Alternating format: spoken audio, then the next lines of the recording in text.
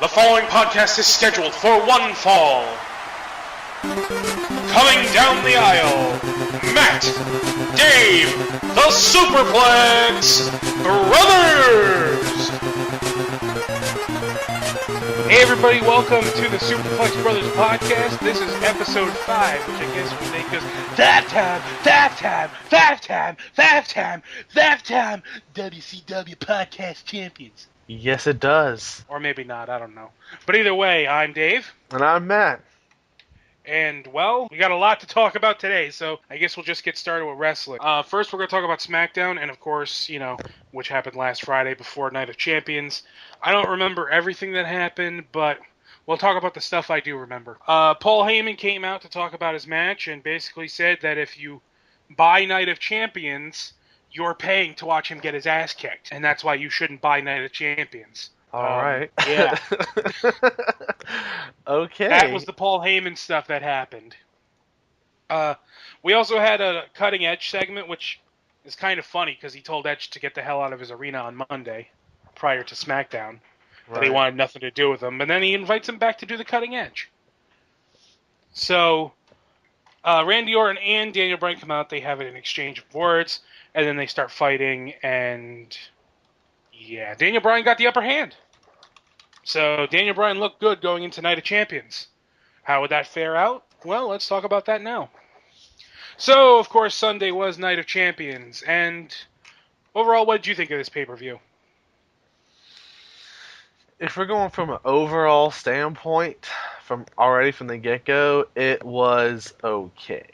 Yeah, I'm gonna say it was pretty bad.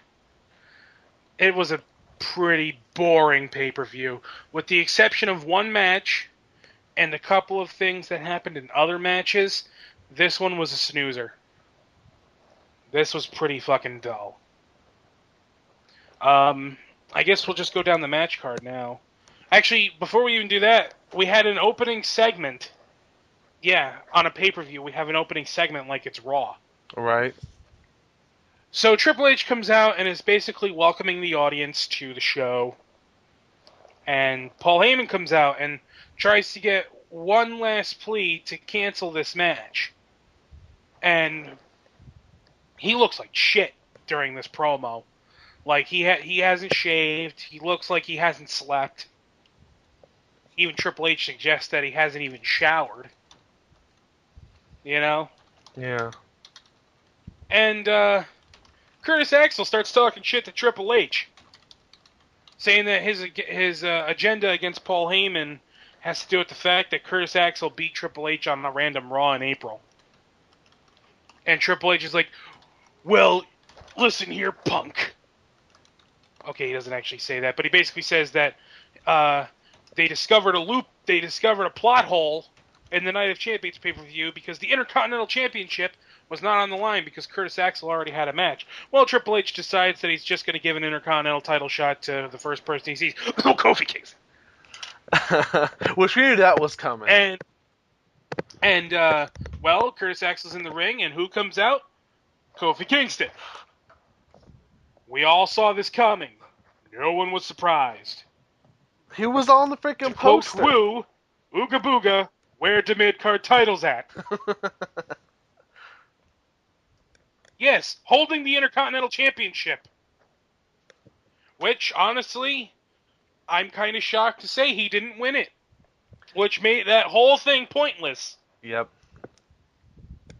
Honestly, that match was meh. I'd probably call it a low mid-card to mid-card.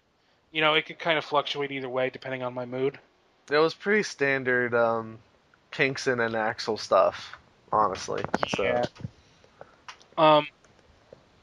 Not really a whole lot happened, so I'm just going to say mid-card just to be nice. I'll say mid-card because Kofi is a good wrestler. I'll give him that. And Axel's improving, so. Yeah. They don't have as much chemistry together as the bookers think they might have. Mm-hmm. So we then move on, and I think the Divas match was next. I don't even remember. Not that it matters much anymore. Yeah, we're probably not going to go in complete order. Yeah. But the Divas match had Brie Bella versus Natalya versus Naomi versus AJ. And, well, this match was kind of a clusterfuck. But it didn't go the way It we wasn't really expected a if you listened bad... to last week. No, it wasn't so much a bad match by Diva standards. You know, because, I mean, stuff did happen. And then there was that really fucking awesome spot by Natalya where she put, what was it, Brie Bella and Naomi? Yeah. She put them in the double sharpshooter. That was fucking awesome. Of course, King was like, wait, Poop, we haven't seen this before, even though we have. Just haven't seen it in a while. Just haven't seen it in a while, exactly.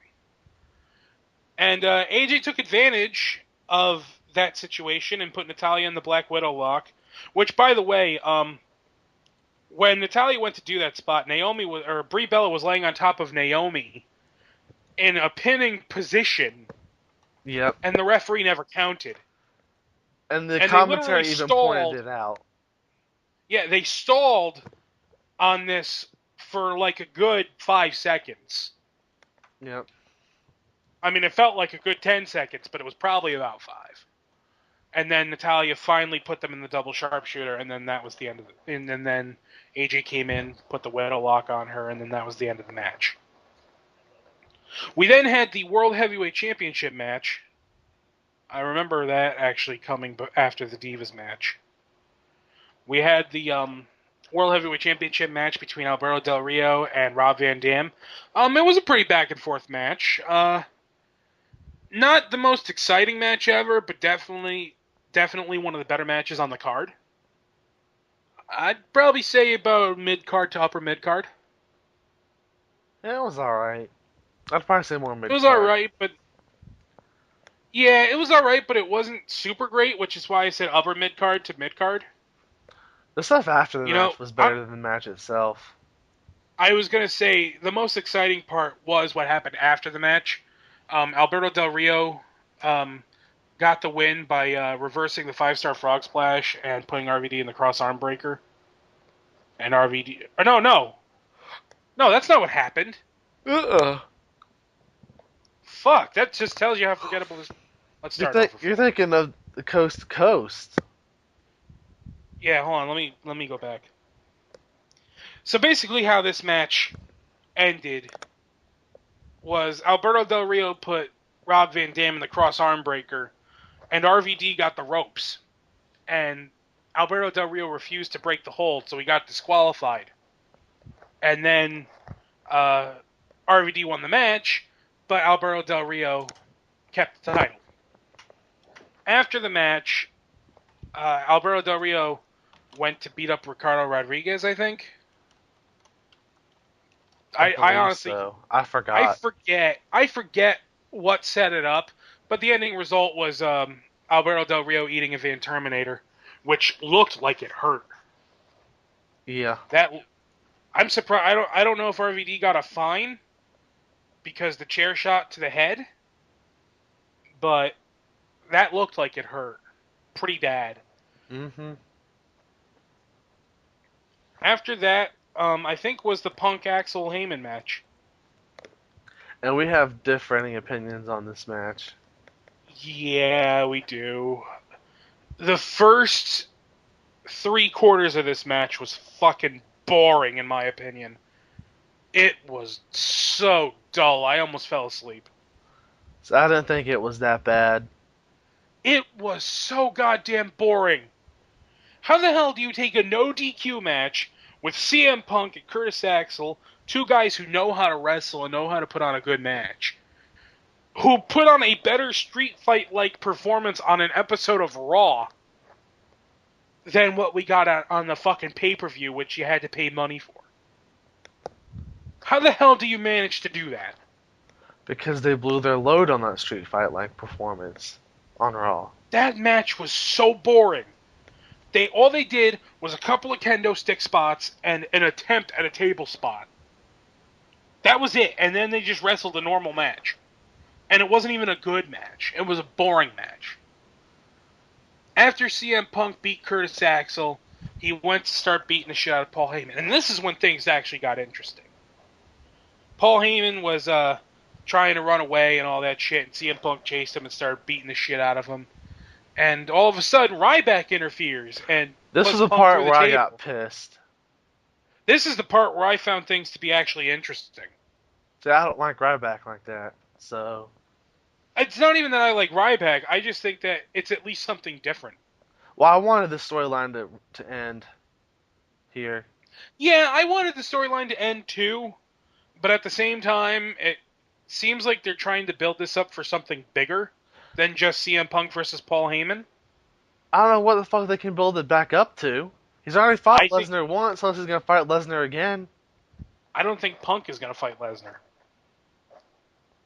Axel's gonna fight Lesnar? I think Ryback's going to fight Lesnar Why the fuck would Ryback fight Lesnar? because of a promo that would come later on Raw, which I will describe then. But anyway, Ryback carries Paul Heyman to the back, and Paul Heyman looks like he just got the shit kicked out of him, which he kind of did. He did. But after that, we have the U.S. title match. It was okay. Dolph Ziggler versus Dean Ambrose. It was an alright match. Dean Ambrose got the win, which we kind of knew he was going to. Although it wasn't the squash we thought it was going to be. Thankfully. I'm pretty relieved by that. Thankfully, it wasn't the squash we thought it was going to be. But Dean Ambrose got the win, which no one was surprised by this. Nope. We also had a tag team title match, which we kind of forgot to cover the pre-show. Oh, well. There was a tag team turmoil match to determine the number one contenders for the tag titles. Obviously, because Big Show's now in his own storyline with this whole Neo Corporation thing, and Mark Henry's out on injury, they couldn't be the number one contenders. So they had Real Americans, the Usos, 3MB, Tons of Funk, and Primetime Players. Let's not forget them. Yeah, let's not forget them. But they had a tag team turmoil match. And it was entertaining for what I saw. I didn't see the whole thing, but from what I saw, it was pretty entertaining. The final portion of the match was Real Americans versus Primetime Players, and Primetime Players won for obvious reasons. But that was a pretty good match. I'd give that match a I don't know, upper mid card. It was entertaining. Also, as far as the CM Punk Curtis Axel match, I'm giving that a low mid card rating. See, I give that match. I give both of those pretty mid card, but that's basically my rating for everything on this show except for the main event. So I give that low mid card. That match was so fucking boring until the very end. You know, we've had this discussion before, so let's just keep moving. Mm-hmm. And the Dolph Ziggler Ambrose match mid card. Yep. Now, catching back up to where we are, the Shield comes out right after the Ambrose match to defend the tag team titles against the Primetime Players. Not really a lot happened here. For a minute, it looked like the Primetime Players were going to take it. Which would have been an upset, honestly, and wouldn't really make sense. And the Primetime Players are over as fuck, though. And they always have been. This isn't anything new just because Darren Young came out of the closet. The Primetime Players deserve to be in their position because of the fact that they're entertaining. Right. Regardless of WWE's reason for it, the fact is they are entertaining and the crowd does like them. And they're over as hell.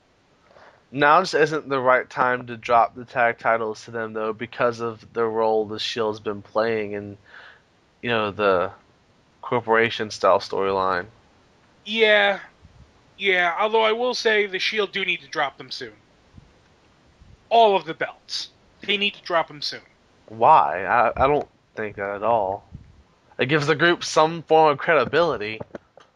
And we're not looking at another core-like situation. When I say soon, I don't mean like next pay-per-view. But I mean like they're going to have to drop them at some point before the year is up. You know, they can't keep holding the belt on them forever.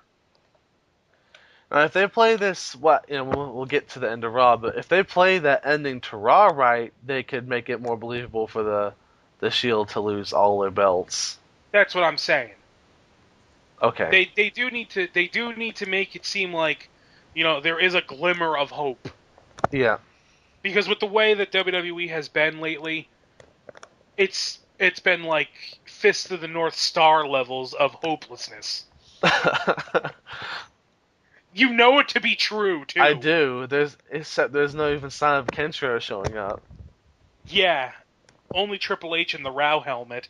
Yeah. Oh god, that needs to be a thing. But in all seriousness, though, the tag team title match was still pretty good. Nothing spectacular, but nothing bad. I'd give it a mid-card rating. Yeah, once again, mid-card. This pay-per-view has been kind of bland, folks. There's nothing we can really do about it. After that, I think, was the WWE title match. I want to say, yeah, it was. And this was the best match of the card. Yep. This was the match of the night, and this was mostly Daniel Bryan, who can work with just about anybody. Yeah. Not his best match ever. In fact, I think that the match he had on Raw with Randy Orton prior to the John Cena feud was better. But this was still a good match. Yeah. Definitely upper mid-card. Unfortunately, this match did not come without shenanigans. Which, they weren't necessary here. Yeah, Triple H promised at the beginning of the show that there would be absolutely no interference from anyone. Of course, he didn't say that the referee wasn't going to play nice. Right. The referee made a really fast count to end the match, which, of course, not a lot of people noticed at the beginning because they were too busy being happy that Daniel Bryan won the belt. Yeah, I mean, I saw it happen. I saw the fast count. I knew they were gonna do something with it, but I was gonna enjoy the celebration since they were letting it last. Yeah, I wasn't optimistic with this. I knew that there was going to be shenanigans out of all this, and for sure. Lo and behold, I was right. And that's where we go to Raw. I was at work for this Raw. Yeah, so I was watching Raw for the most part. Raw starts off with Triple H coming out. Or no, Raw starts off with Daniel Bryan coming out. And then Triple H comes out. And Triple H says that there's some shenanigans going on because of the referee's fast count. And because of that, he has to strip Daniel Bryan of the title. Which, can I take us a second here to talk about why I don't agree with stripping of the title right now? Right now, it feels like they are devaluing the WWE Championship again by just doing whatever the fuck they want with it. This hot-shotting. They're hot-shotting it. Now they've hot-shotted it to oblivion because now no one has it. It's vacant. And that just makes it seem like it's a prop to the storyline now. Like, at first, it was about, like, what it was like to be, what you had to be the champion. Now it's like, oh yeah, just Triple H is being a dick. Who cares about the fucking belt anymore? This is really shades of, like, dying days of WCW. Yeah, where they just start giving the belt to everyone, stripping it here and there, and just doing whatever the fuck they want. I don't like it. Yeah, this really was shades of that. And funny enough, because of this decision to overturn the match, Cox cable provider has been getting phone calls from fans demanding a refund for Night of Champions. And they've gotten them. Yeah, and that's the fucked up part. They're giving them. They're actually giving the refunds. This is all according to PW Insider, by the way, and we will provide a link for this in the show notes. But, yeah, this just is like a, what the fuck? The thing is, though, is that their reasoning is technically not wrong for wanting a refund. But here's the thing, and this is why I think this is stupid. This is why I think it's a show. It's not a real sport. You know what I mean? Yeah. It's not a real sport. I mean, I hate to be that guy, but it's a scripted show. Damn it. It's a scripted show. And they're asking for a refund. It's like if I was reading a comic book and my favorite character died in the comic book and I went to the store and demanded a refund.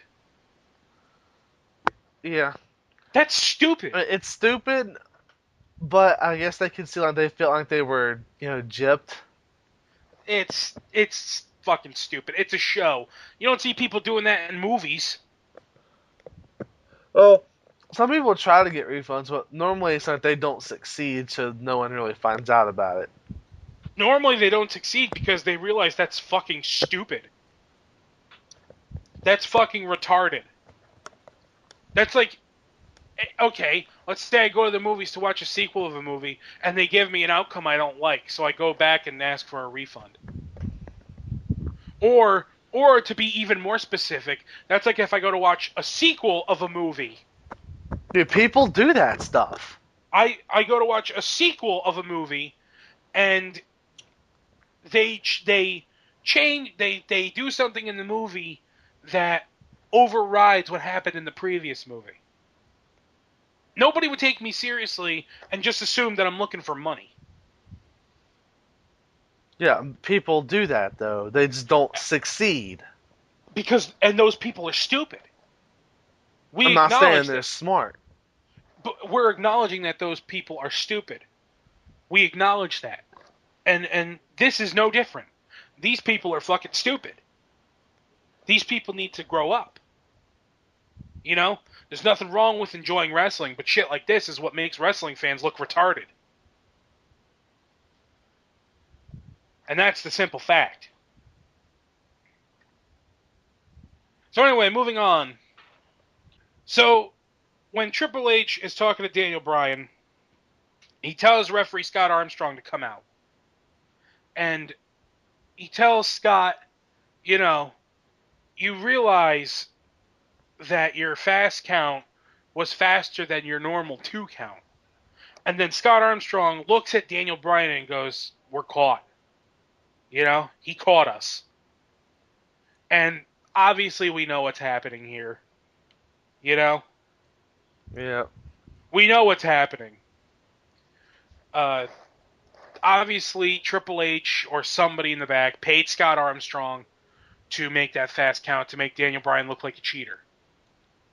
And Daniel Bryan is just, he's pissed off. He's like, what are you talking about, And Triple H is like, you cheated. That means I have to strip you of the title. And then Randy Orton comes out super pissed off, And Triple H is like, Bryan, you got to give me the title. And Bryan's like, no. Randy Orton RKO's him, and then Triple H takes the title, walks away, and then we go to a commercial. When we get back from the commercial, Triple H and Stephanie are in the back, and Randy Orton approaches Triple H screaming at him because the title was vacated. And Stephanie McMahon just all of a sudden went into full-on bitch mode here. Started screaming at him. When she screamed at Orton, it sounded like, ugh, just terrible. Nails on a chalkboard bad. And she tells him that he needs to go back to the vicious, amoral animal that he was back in 2009. And she specifically references the one that handcuffed her husband and DDT'd his wife. Which I don't know why you would want that kind of person being the face of your company. Well, that's what Michael Cole said. Oh, he did? Michael Cole said that. Although he really didn't say it until much later in the show, but he did say it. Alright, good. Because it just doesn't make any sense. Yeah. Okay. After that, we then go to the ring to see, what's this? Another rematch from the pay-per-view, because that's what they love to do for some fucking reason. We get Dolph Ziggler versus Dean Ambrose again. This time it's non-title.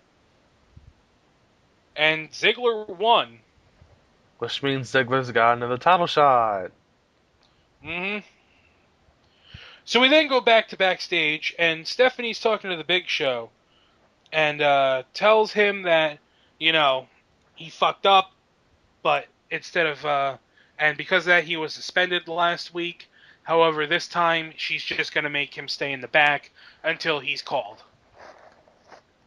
We then get a Fandango match. The Fandango's in action against R-Truth. You know, we did forget a match at Night of Champions. Fandango versus The Miz. That's It because no sucked. one cared about it. It wasn't even. It sucked. Yeah, it Moving was on. awful. It sucked. Moving on. Fandango beat Truth.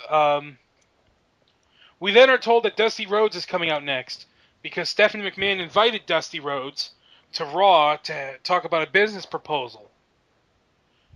Obviously, I'm assuming this has something to do with hiring Cody Rhodes back. And, yeah. So, we then come back and Dusty Rhodes is coming to the ring. And he gets a pretty decent pop. And... You bet he's the American dream. Yeah, Dusty Rhodes, the American dream. You know, son of a plumber, bull of the woods, baby, if you will. It's been a while since I pulled that one out. I know.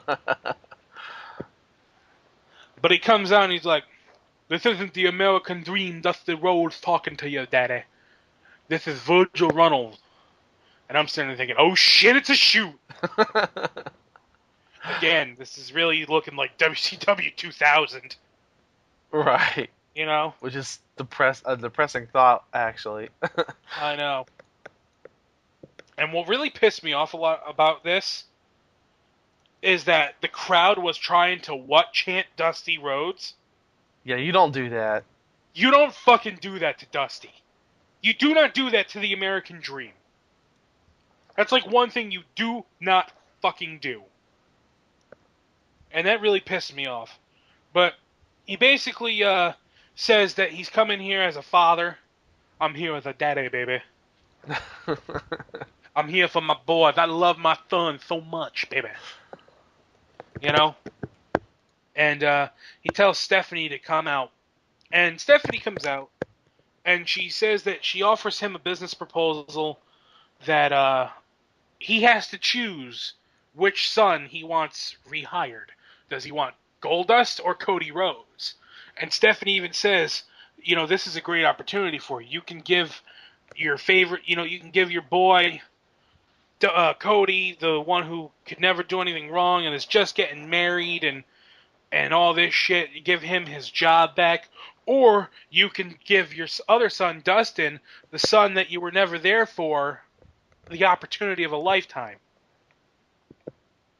And Dusty Rhodes looked like he was pissed. Yep. Looked like he was absolutely pissed off when she said that. And he was like, do you get up in the morning, baby, go down to your kids at supper time and then say, hey, you're my favorite today. The rest of you go back to bed. Which Stephanie was like, don't bring my kids into this. Of course. That's my Stephanie McMahon impression. It's not too far off. And Dusty was like, well, you can go to hell. You know? Stephanie McMahon, honey, you can go to hell. And then the Shield's music starts playing. And she's like, okay, Dusty, I'm going to give you another choice. Big Show, get out here. And she then says, you have a choice. You can either be dismantled by the Shield, or you can have the Big Show knock you out. And, of course, Big Show starts crying. Oh, That's my impression of Big Show now? crying. Yes. That's my impression of Big Show crying. And Big Show is like, I'm not doing this.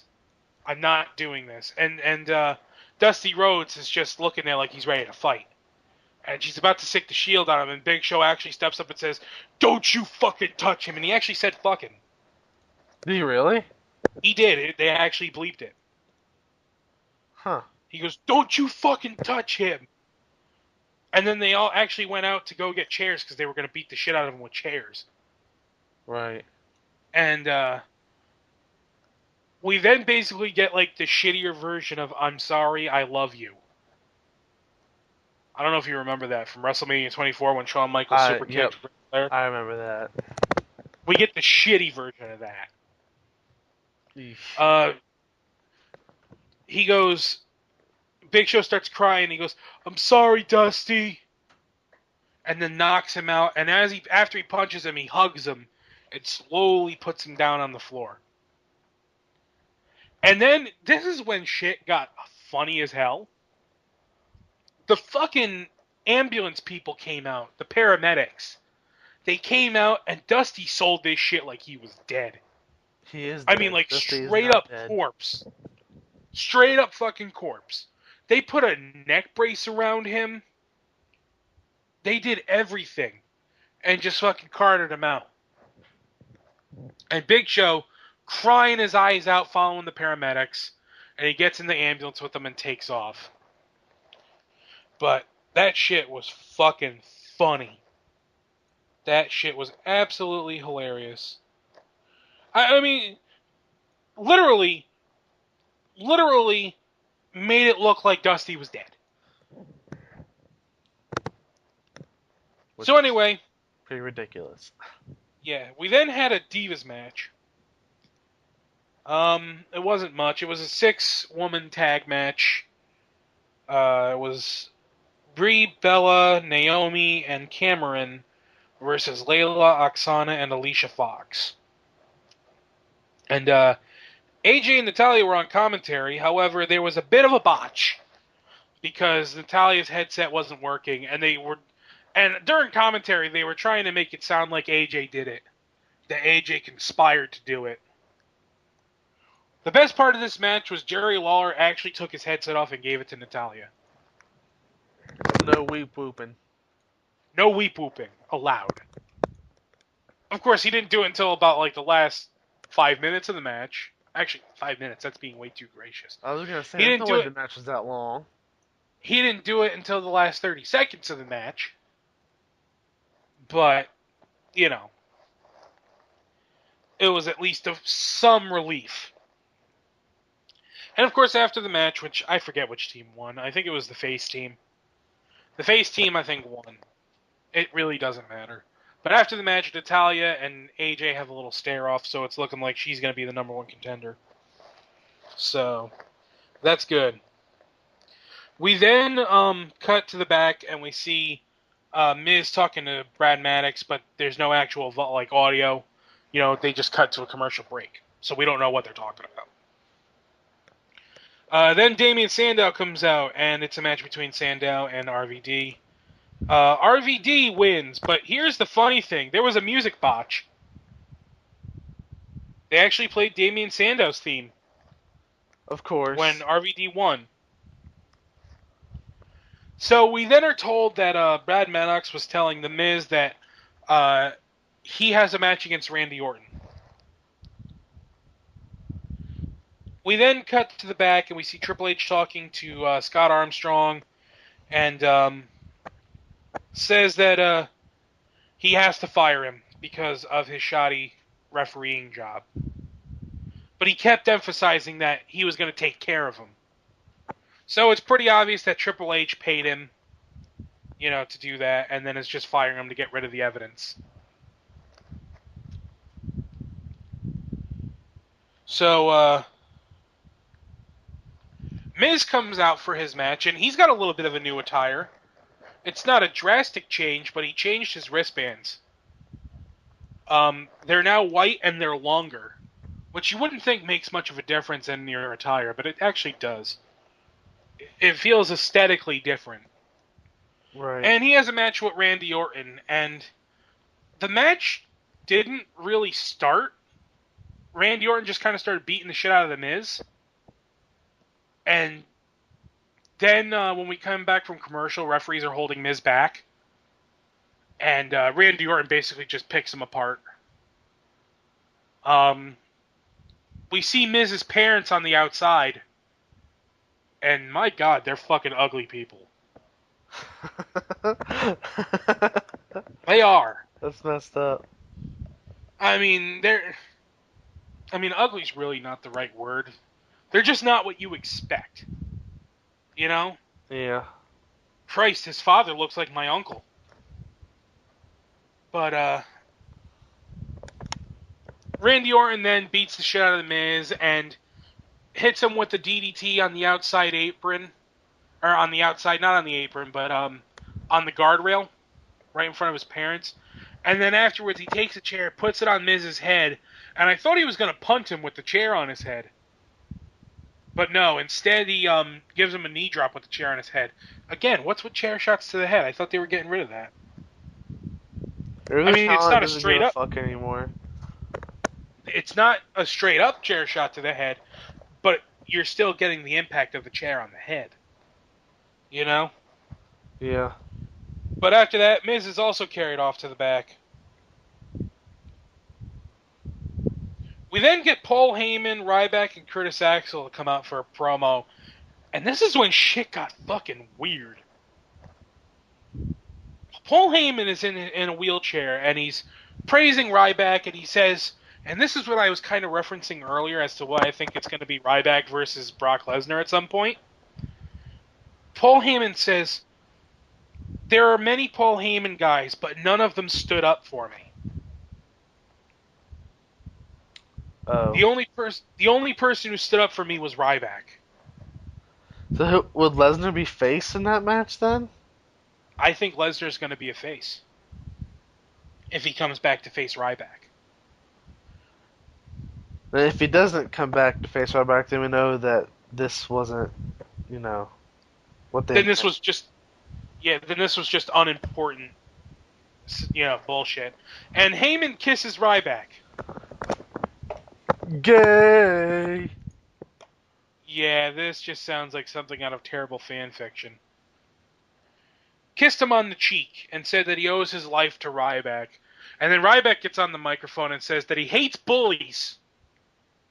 And that CM Punk was bullying Paul Heyman. And that Paul Heyman has nothing to worry about because Ryback is here. After that, we get a triple threat tag team match between the Usos, Real Americans, and Tons of Funk. It was an alright match. There was a couple cool spots. We had Tensai actually give a stalling butterfly suplex, which is cool in my book. A lot of people really like hanging vertical suplexes in general, but I think a butterfly suplex is just cooler looking than a regular vertical suplex. We also had the return of Antonio Cesaro's Giant Swing! Giant Swing! But there was only one problem. He did it during the commercial break. That bastard. And they showed it on the app. Wow. And whoever won this match would get the number one contendership. And guess who won? I'm not sure. The Usos. Of course. So it's another rematch between the Usos and the Shield. We already know who's winning. Yep, they're not giving the Usos the belts from the Shield. It's not happening that way. Yeah. We're told that Miz's neck is not broken after the beatdown he received from Randy Orton. However, he does have a damaged thorax. Apparently, Miz was a spider. Yep. And Dusty Rhodes is also conscious. We get a Bray Wyatt promo. It was awesome. Moving on. Still not doing anything with those guys. They're starting to run out of time. Yeah, they are. I wish they would actually kind of put them into the Neo Corporation storyline. I don't know. To some extent. Like, maybe not as particularly on one side or the other, but as a third party just trying to fuck everything all up. Okay, that'd be good. That'd be pretty cool. You know? Yeah. I'd be okay with that. So we get a main event, Daniel Bryan versus Roman Reigns, and Randy Orton interrupts, and the Shield and Orton start beating down D-Bry. Randy Orton grabs a chair and puts Daniel Bryan's head on it. However, Daniel Bryan would not be on his back that night, as the mid-card would run out and save the day. They finally had enough. And the show ends with the mid-card chasing the Shield and Randy Orton away. And they raise Daniel Bryan up on their shoulders and they celebrate. And that ends Raw. Overall, it was an okay Raw. definitely not as bad as some of the other Raws that we've been subject to. Because I was at home. Yes, that's pretty much true. I'd say upper mid card. Not the best Raw I've ever seen, but definitely enjoyable for some parts. And Yeah. It was better than Night of Champions. So. Indeed. And after this, I think it's time to talk about video games. All right. So now it's time to talk about video games, and we're going to start off with some WWE 2K14 news. Bleacher Report and 2K have come together to reveal all of the matches for the 30 Years of Wrestlemania mode, and we're going to go through the currently announced list up to today, which is Thursday, September 19th. The last handful of matches, which we can probably guess at what they are at this point, they're gonna be revealed tomorrow, and that should wrap up all that. But we got a lot of the stuff we weren't sure what we were getting basically up till this point. So let's start off with the first section, which was what they call Hulkamania Runs Wild era. Not what I would call it, but hey. I would have just called it the Golden Era, which is what a lot of people call it. Yep. So here we go in order. WrestleMania 1, Andre the Giant versus Big John Studd. Not surprising at all. One of the bigger matches of WrestleMania 1, although surprisingly the main event of WrestleMania 1 didn't even make the card, which I kind of understand. No Mr. T. Because no Mr. T, no Muhammad Ali, who was the special enforcer, so it makes sense. Yep. WrestleMania 2, WWF Champion Hulk Hogan versus King Kong Bundy. I'm honestly... Match. Yeah, WrestleMania 2, I haven't actually fully watched, but I'm glad that they at least put this match in. One, because it's an excuse to put King Kong Bundy in. Right. And not only that, but WrestleMania 2 tends to be overlooked. So. Yep. So we're going to WrestleMania 3 now, and we got, for the Intercontinental Championship, Randy Savage versus Ricky Steamboat. Excuse me. To no one's surprise. No, and as well, of course, because this WrestleMania 3, we gotta slam that 10 billion pound Andre the Giant over a gazillion screaming Hulkamaniacs. Well, you know something, brother. All these Hulkamaniacs out there in the world, Jack, are gonna buy WWE 2K14, brother, because they want to see Hulkamania and the 25,000-inch pythons slam the 10 billion pound Andre the Giant in front of 80 billion screaming Hulkamaniacs, brother, in the Pontiac Silverdome, Jack. Straight from the man himself. So now we're going to WrestleMania 4, where we got Randy Savage versus Ted DiBiase. Yeah, that was that's not surprising to me. That was the main event of that year. Yep, you can also see a sign in the crowd that says, "Where's Virgil?" Which is funny because it's not surprising to me that they didn't put Hogan Andre 2 in that game. Because they actually did have a second match at WrestleMania 4. In fact, WrestleMania 4 was a tournament to determine who would be the champion. Yep. But, of course, the reason why they didn't put Hogan Andre 2 was because that match was a fucking stinker compared to their first match. Right. So now we're going to WrestleMania 5, where we got Randy Savage versus Hulk Hogan for the WWF Championship, and the screenshot features an argument with Elizabeth, so let me see from the cutscenes. Yeah, that's definitely not surprising. Again, it was the main event. Right. And honestly, it was also pretty big because that match was the end of the Mega Powers. Yep. So moving on to WrestleMania 6, where we got WWF Champion Hulk Hogan versus Intercontinental Champion The Ultimate Warrior. But this is what kills me. I thought Ultimate Warrior was only a pre-order bonus. Does that mean he's just going to be in the game? Or? I think he's a pre-order bonus to use outside of 30 Years of WrestleMania mode, which is bullshit. That just seems like total bullshit. Yeah, that's very, very wrong by 2K. Yeah, that is like... What the hell? Say what you will about when they were under THQ, but they never did shit like that. Yeah, like, if you were going to have a person that was on, like, your story mode roster, they were already, available to you. So. Or at the very least, unlockable. Yeah. You You know, have to pay for them or pre-order, which, I mean, I guess that, we know there is a lot of pre-orders anyway, but for the people who say, oh man, I didn't know this was out, like, the casual gamer, casual wrestling fan, yeah. like, oh man, this It, game's out, sweet, and they're gonna play it, and they're gonna try to go to their exhibition mode, and they're like, what, why can't I play as the Ultimate Warrior? but here's the thing too. The only way that this would be acceptable is if you only unlock this match by the downloading Ultimate Warrior. Right, And which even there's then, no confirmation on that, so that's still kind of up in the air, so. yeah, and honestly, it's still looking kind of shitty as far as I can tell. Yeah, I see this match as already being in the game, and 2K just being kind of dicks about getting the Ultimate Warrior. Yeah, that's really shitty on 2K's part. I really hope that they actually don't do that and actually, not be scumbags about this, but you never know. Yeah, we'll find out. We're all about a month away, so. Indeed. Alright, WrestleMania 7, we got WWF Champion Sergeant Slaughter versus Hulk Hogan, and Sergeant Slaughter is in his Iran heel attire. Which is fucking awesome. Surprised that's in, to be honest. I know it's surprising. Definitely an underrated portion of Slaughter's career. Slaughter was one of the best heels at the time during that stage of his career.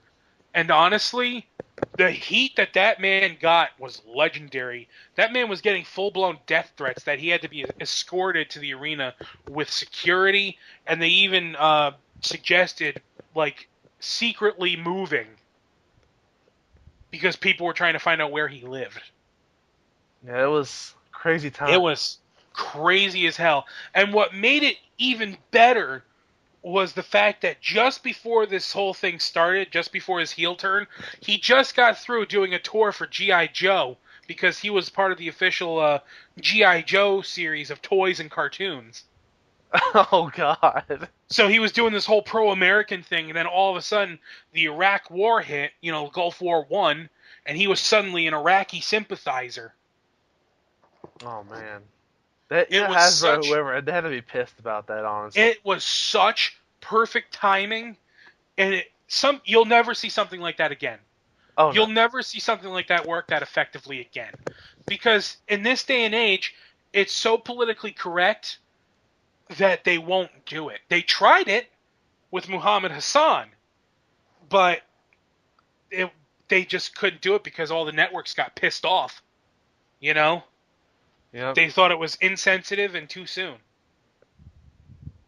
You'll never see something like that happen again, and it's a real shame. Are there any other matches for WrestleMania 7 announced? No. Okay, so here's something that doesn't make sense. You have Ultimate Warrior for WrestleMania 6, but no Randy Savage versus Ultimate Warrior match at WrestleMania 7? Yeah, that doesn't make any sense. When they're both in the game. Yep. In fact, that was Macho King versus Ultimate Warrior, and that match was supposed to be Randy Savage's retirement match if he lost. I think that would be, something to include, but Yeah. because there are some matches we'll get down further down the line that I don't think we need, but we'll get to those in a minute. Let's move on to WrestleMania 8. We got WWF Champion Ric Flair versus Randy Savage. One of my favorite WrestleMania matches of all time, and a match that I hold very near and dear to my heart because it was one of the first matches that I ever saw. And I also get to relive it. I get to relive it, and that's honestly one of those things that it makes me really happy as both a wrestling fan and my inner child, So I'm really happy to see this match. I also love the shit out of Randy Savage's WrestleMania 8 attire. It looks pretty sick. That gold and black attire was just fucking awesome. I will say this: if we have all these alternate attires for these characters, we better get access to all of them outside of this WrestleMania mode. Yeah, we seriously better. There's a shitload. There's a bunch of awesome ones. Alright, now we're going to WrestleMania 9. Unfortunately, I've seen a lot of WrestleMania 9. I didn't really like it that much. The match they've chosen to include is WWF Champion Bret the Hitman Hart versus Yokozuna. Yeah, unfortunately, they didn't include the best match of the card, though. Oh yeah. Undertaker versus Giant Gonzalez. Oh yeah. No, actually, I remember the best match of the card being Mr. Perfect versus Doink the Clown. Doink. Gotta love Doink. But, indeed. But, of course, I did read about this one. After that, they also have the Hulk Hogan versus Yokozuna portion of the match, which, Oh, they do? yeah, It's they not even do. listed on their website. It's not? No. Oh, because I read that one was part of it. Yeah, it's not. Like, it goes from WrestleMania 9 straight to WrestleMania 10 after that. Oh, that's weird. Maybe it's like a Maybe they just have cutscene. it. Maybe it's a cutscene. Yeah, maybe it's a cutscene. We'll find out. But now we're in Indeed. the section called the New Generation. And we're starting off with WrestleMania 10. Intercontinental Champion Razor Ramon versus Shawn Michaels in that very, very famous ladder match. Now, I'll be honest, even though this match is kind of overrated, it will be fun to relive that in a game form. Well, not only that, but if you're gonna have a WrestleMania themed, thing for the game, This has to be it. this match is a must. Say what you will about the actual match itself, but regardless of whether you like it or not, this match is one of their more important matches in the history of WrestleMania. Yep. If I'm not mistaken, it's one of the first ladder matches ever. It was the ladder match that made ladder matches popular. Yeah. I don't know if it was the first one ever, but it was definitely the first important one. Yeah, I think there's a couple small ones here and there, like on more like the indie scene, and then I know they did some test runs at house shows. I read that in Bret Hart's book a couple years back, but it was like the first major one they had in the company. Yeah. So once again at WrestleMania 10, we get to do Yokozuna versus Bret Hart again. However, this time no Hulk Hogan shenanigans. And I also don't think this match is now necessary. They could have put in, like you said, that Savage versus Warrior at the early WrestleMania instead of having this match twice. Yeah. Did anything else even happen at WrestleMania 10? I can't remember. Damn. So let's just move on then, and not make ourselves sound stupid. WrestleMania 11. You know what? I'm gonna go back and look up WrestleMania 10 real quick. That match is entirely unnecessary. I have to go back and see if there was anything else. Keep going through the thing, and I'll look this up. Alright, for WrestleMania 11, we got Undertaker versus King Kong Bundy. Not the most necessary match in the card, but obviously they did it so that they can have an excuse to put that era Undertaker on the thing. Yeah, because it's just going to be a copy and paste model from before, so it's easy. Mm-hmm. Also from WrestleMania 11, we got Diesel versus Shawn Michaels. Which I did see a screenshot of that, and if it's true what they're going to do with that, that's like lazy as shit models. Because they show Shawn Michaels giving him an elbow drop, and Diesel still has the fucking vest on. Oh god, he does. That is just straight up lazy. Yeah, but it looks like Shawn Michaels isn't getting any alternate attires. Well, he's getting one, it seems, but he's in the same one for WrestleMania 11 as he did for WrestleMania 10. Mm-hmm. But I guess while you're still looking up that list, I'll move on once again. WrestleMania 12, we got Undertaker versus Diesel. As well as, of course, you gotta have this in too. Bret Hart versus Shawn Michaels. Okay, I got the WrestleMania 10 card. Wow, Bam Bam Bigelow actually, or not Bam, Bret Hart worked twice on that card. Oh yeah? Yeah, he actually had a match with Owen Hart. See, now, if Owen Martha wasn't a big bitch, I think that's what they wanted to put for WrestleMania 10 instead. I would bet money on it. I would bet so much money on that. We also had a tag match between Bam Bam Bigelow, Luna Vachon versus Doink the Clown and Dink. Honestly, I would have rather have had that. Yeah, I guess. But Randy Savage versus Crush. Earthquake versus Atom Bomb. There was another Razor Ramon and Shawn Michaels match. They could have put that on there. Well, once again, that'd be unnecessary because you just had one. But And what are we talking about? You're talking about WrestleMania 10. That is the ladder match. oh yeah, never mind. What the fuck am I talking about? Let's just keep moving. So yeah, Shawn Michaels versus Bret Hart, WrestleMania 12. Gotta have that in there. I just Yeah, hope they keep the Iron Man stipulation. 'Cause this doesn't say any stipulations for this one. And then moving on to WrestleMania 13, you got Bret Hart versus Stone Cold Steve Austin. of course that was the match that really, to a lot of people, made Austin's career. It was the beginning of it, really. I mean, what really set him off was the WrestleMania 14 match, but at the same time, this was when the fans really got behind Austin. Yep. In fact, this was one of the only double turns in WWE. Dun dun dun. Trivia. Bret Hart turned heel that night, and Stone Cold Steve Austin turned face. Yep. Alright, and that leads us into the Attitude Era, and we're going to have a questionable thing here from the get-go for WrestleMania 14. We get Undertaker versus Kane, but not Stone Cold versus Shawn Michaels. Which baffles my mind.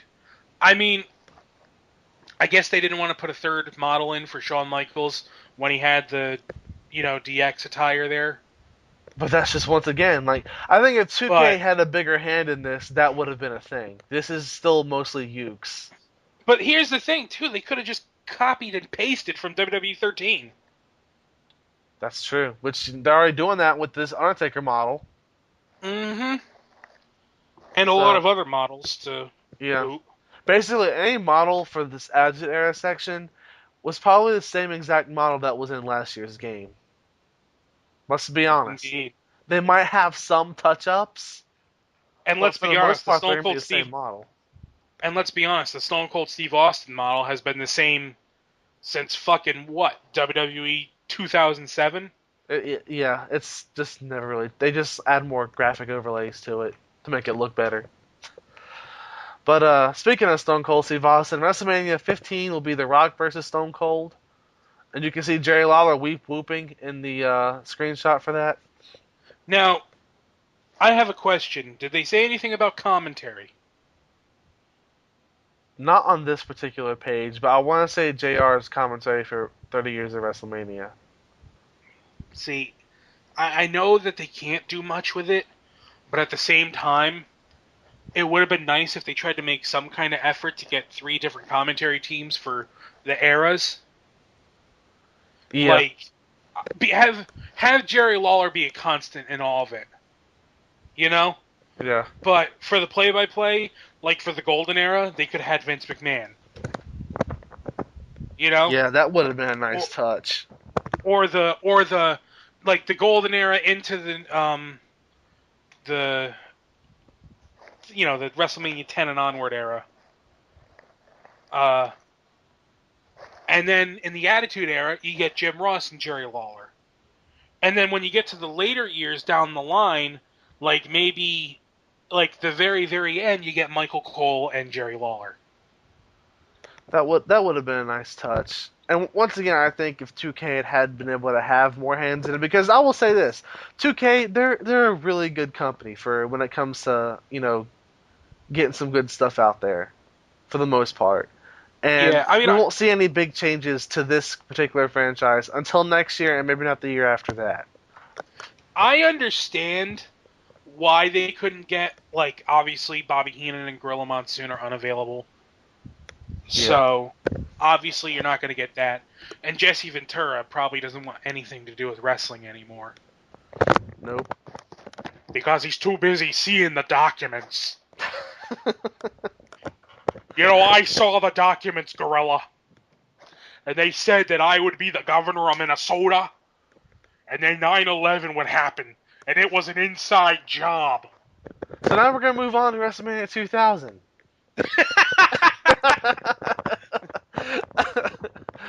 And we're going to have Triple H versus The Rock versus The Big Show versus Mick Foley. Yeah, that's about right. Not a lot happened at WrestleMania 2000. Um, so that's about right. So, which we move on to WrestleMania X7. And What? this is where I find we have the most omissions. Yes, and also the match they chose is one of the times where I'm gonna say, do we need it? It's the Rock Stone Cold 2. Yes, we need this one. We need this one? We need this one. This is the one where Austin turned heel. Oh, okay. This was a big one. Alright, And so I think we didn't need the first one then. honestly, all three of them were important for different reasons. But were they enough to put... Okay, spoiler alert, guys. Was it worth cutting out some other matches to put all three of them in? To an extent, yes. To an extent, yes. Because the first one was the first time Austin and Rock met. Alright. That was the first time they met, and that was the big one. The Rock was just becoming a really big star at the time, and this was his first main event. So, yes, this was important. The Austin Rock match at WrestleMania X7 was also important because this was the match where Austin turned heel and joined Vince McMahon, which to some people signified the death of the Attitude Era.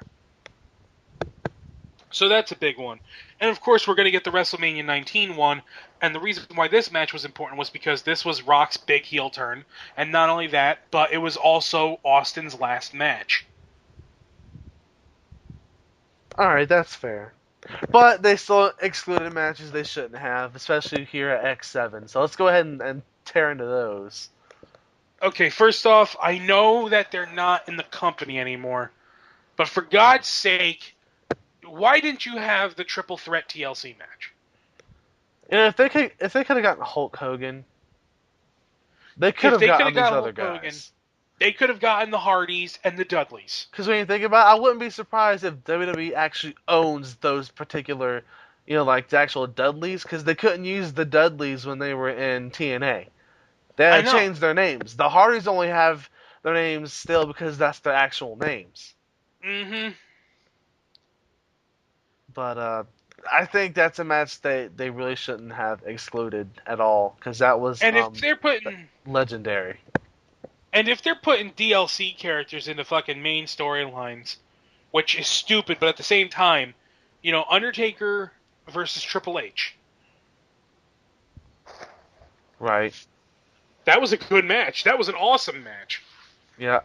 I'm also curious as to why we didn't get Taker versus Flair on this list either. Yeah, that's another one. Which is weird. There's a lot of matches they excluded for no good reason. I think the reason why they did that was because they didn't want to have 4 separate models of Undertaker.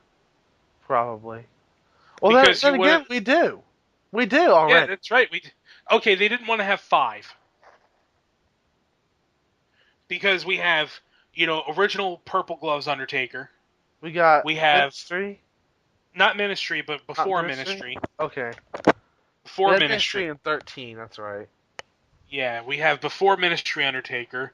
We have American Badass Undertaker as DLC, and early American Badass Undertaker, not Big Evil, and there is a difference. And then we have Modern Undertaker.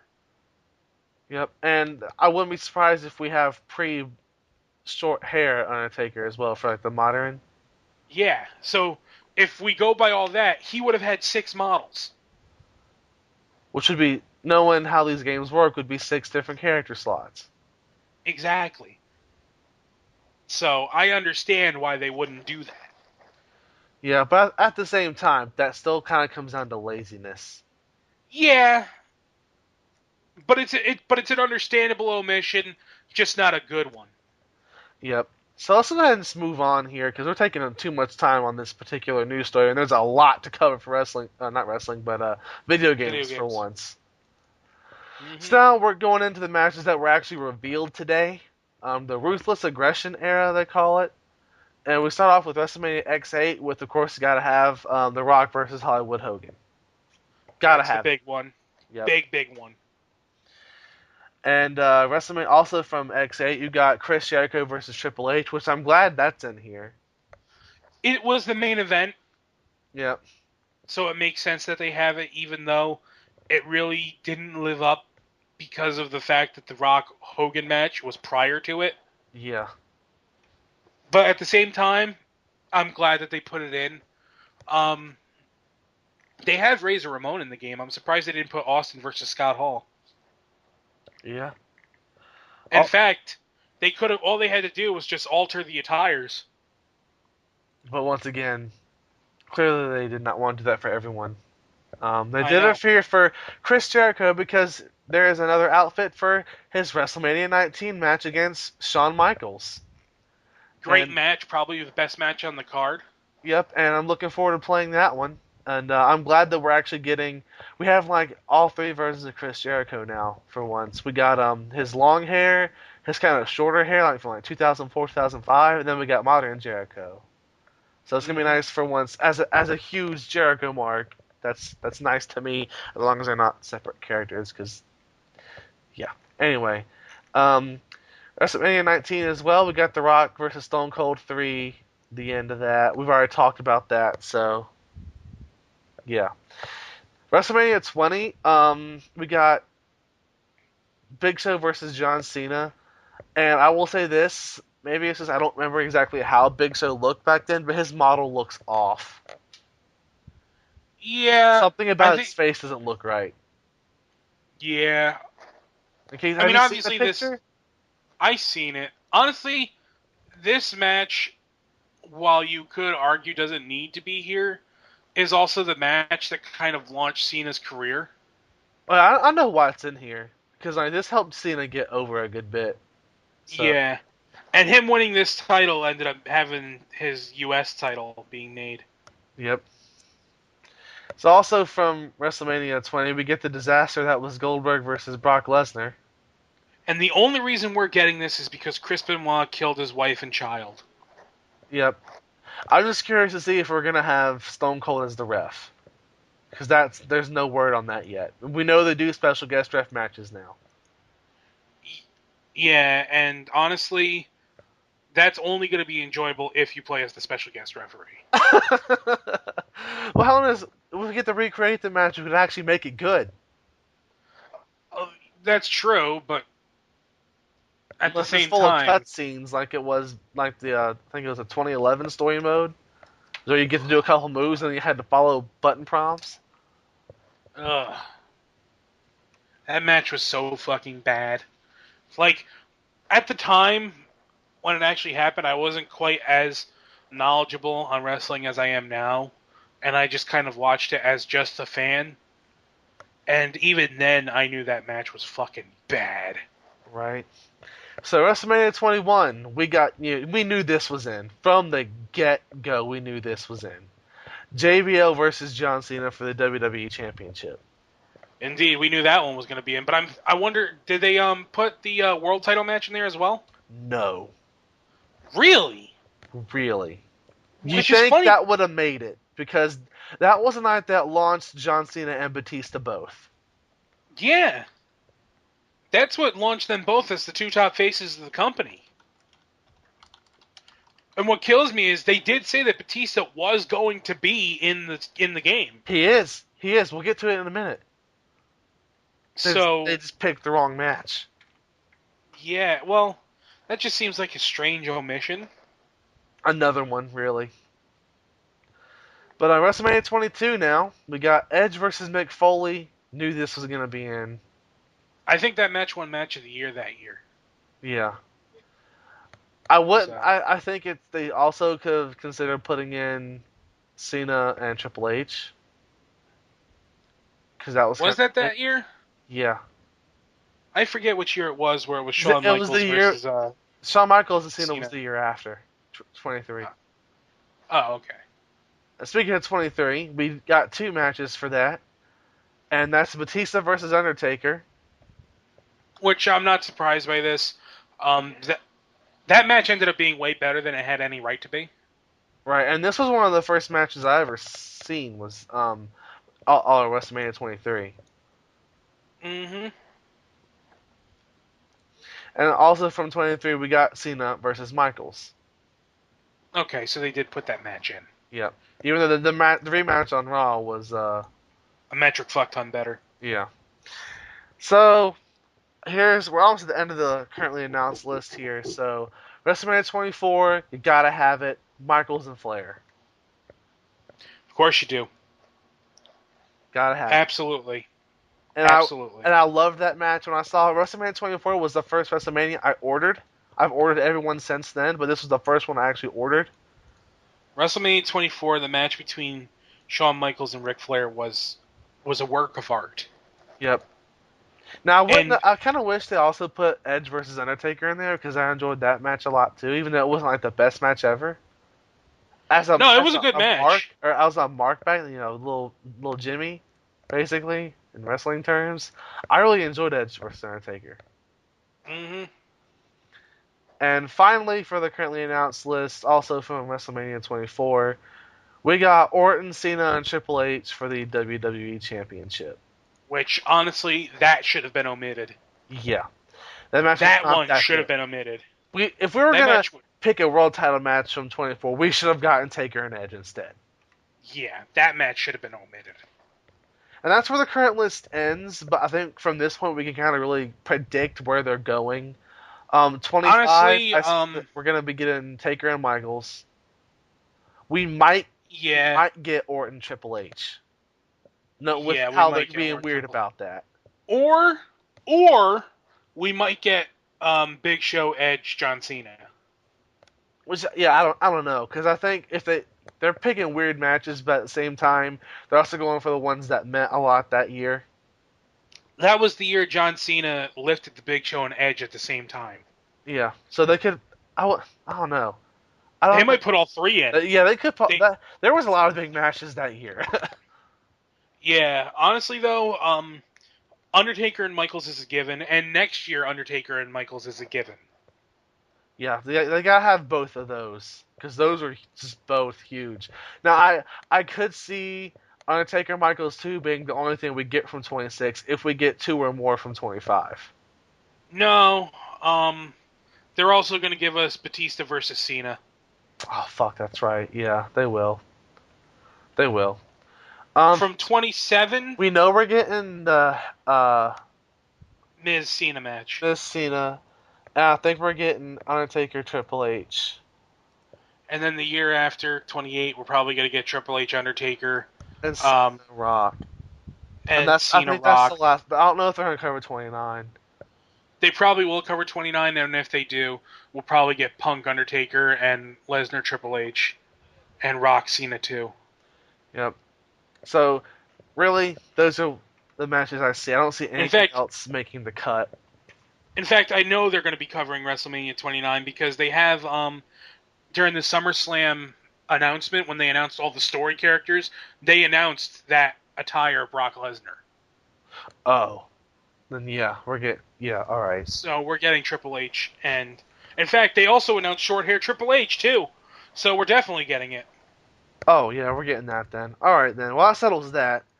So, that's going to be this year's story mode. I think it's going to be better than the Attitude Era mode, which was good. But I think this will be better, honestly. Overall, there's so many more big matches. Because they're able to cover such a more broad time period. They'll be able to cover everything huge, ever. And despite the omissions, what they're giving us, for the most part, is still really good. Oh, There's a couple things I would have thrown away just because they were either terrible matches or they could have been replaced with better matches. But at the same time, this is really not that bad. I think it's going to be fun. Yeah, I do. But I think we've talked enough about 2K14. Now it's time for the depressing, serious talk. Let's get serious, guys. Yeah, this is going to be our Heel of the Week segment. Which, for the first time in the video game section. Yes, it is. Now, of course, as you all have probably heard, there was a shooting at a Navy yard in Washington, D.C. Tragic event on its own. Very, very tragic, and our hearts go out to all the victims and their families. And, of course, you have all kinds of things going on. Of course, you have gun control people and the conspiracy theorists who are out there making all kinds of asinine claims about false flags. But we're not here to talk about them. We're here to talk about a different kind of asshole that's been running through the ranks, And this time it's the anti-video game nuts, because they love to take these tragedies and use them as an excuse to hate fun. And in And particular, honestly, it's getting ridiculous at this point. it is. And our particular heel of the week is Elizabeth Hasselbeck from Fox News, who is suggesting that the government holds a registry of video gamers. And make sure that we have to be tracked and monitored at all times. Yes. We have to be tracked and monitored because they claim that video games are what cause people to kill people. And one of the popular ones that they love to use is they go back to Columbine and claim that, oh, well, they played Doom, and they made a simulator on Doom of the school, which turned out to be nothing more than a rumor. Right, that was never uncovered, so... Never confirmed to be true. And yet they keep using this. You know what this is? This is all a big correlation-causation fallacy. And here's the facts. 1. When Columbine happened, those kids were getting bullied relentlessly, and nobody stopped the bullies. And that drove them nuts, and that's what drove them to kill people. This Navy shooting, the guy was hearing voices in his head. And they were warned ahead of time that this guy was fucking nuts. And they did nothing about it. Yep. They did absolutely nothing about it. Oh, he might have played Call of Duty. He might have played Grand Theft Auto 5, which wasn't even out at the time, but yet that's a game they fucking mention. Okay? Right. And they blame all these fucking games, and they say that these games are becoming way too violent and way too realistic. And they say that this is what's causing people to kill people. But here's the thing. Murder rates have been going down. Statistically, murder rates have been going down for the past 20 years. In 1992, Mortal Kombat came out. And that's when murder rates started going down. Right. Now, that's also a correlation causation. But at the same time, you want to claim that video games cause all these fucking mass murders. And yet murder rates are going down. It's honestly, at this point, I've had this about enough of stuff like this. As someone who wants to enter the gaming industry, stuff like this really makes my blood boil. Like, it sets me off. How about this? Just as a fucking gamer. A fucking gamer. You know, I'm tired of people looking at me playing video games and thinking, oh, I might go and kill people because I might want to play Saints Row or I might want to play Mortal Kombat. You know? Yeah, it's ridiculous. It's absolutely ridiculous. It is absurd. It is insulting to our intelligence. Not only because of the fact that, you know, they think we don't know the difference between reality and fiction, but also because they honestly believe that the average Joe has no control over himself, and that just because some idiot goes and does something stupid, that it's somehow the rest of our fault. Yep. It's completely and utterly absurd. It's disgusting. And this is the kind of thing that's been happening since the dawn of entertainment. And honestly, I think this stems from religious bullshit.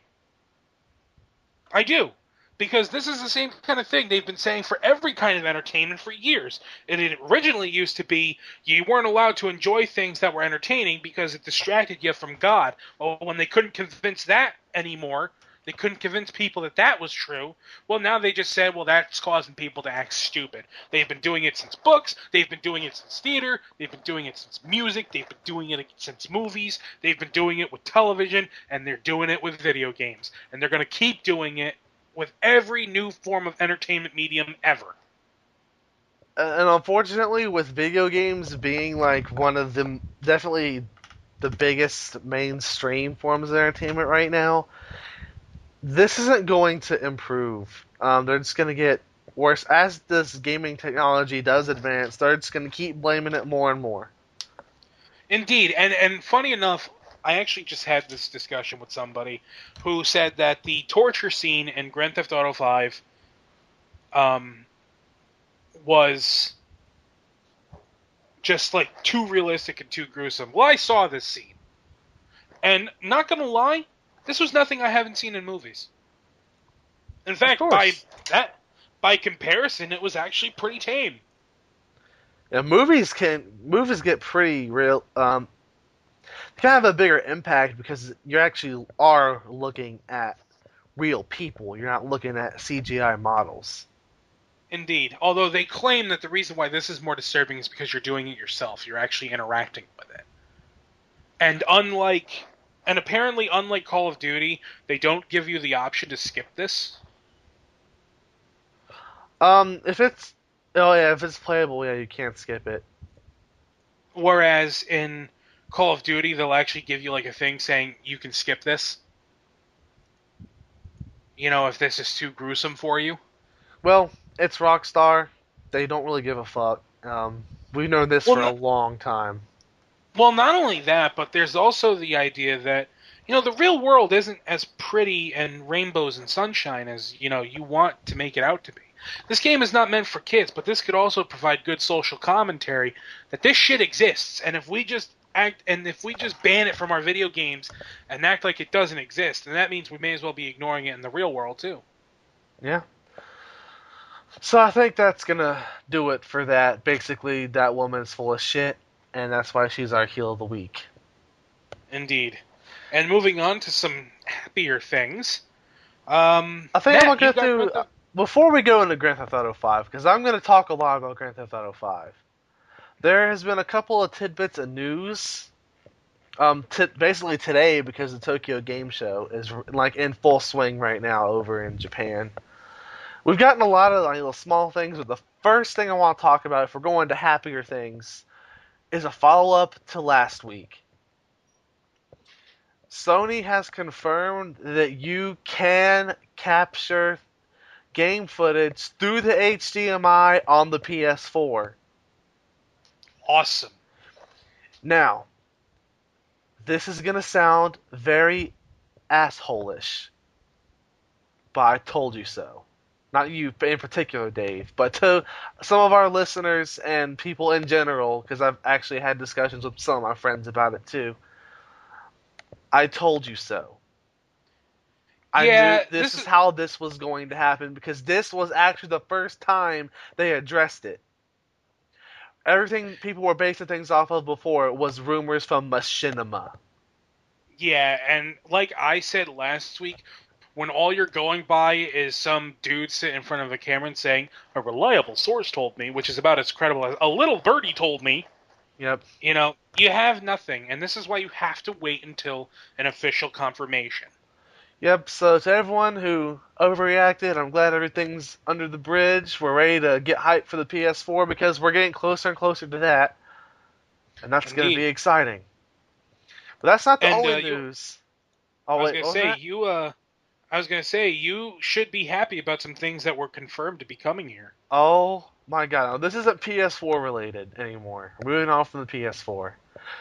But I am a huge fan of JoJo's Bizarre Adventure. I'm still ongoing reading it. I imported, kind of more like downloaded the digital version of the new Fighter, All-Star Battle, from the Hong Kong PlayStation Store. And then today, they made my fucking year and announced that the game was coming west, I believe, the beginning of 2014.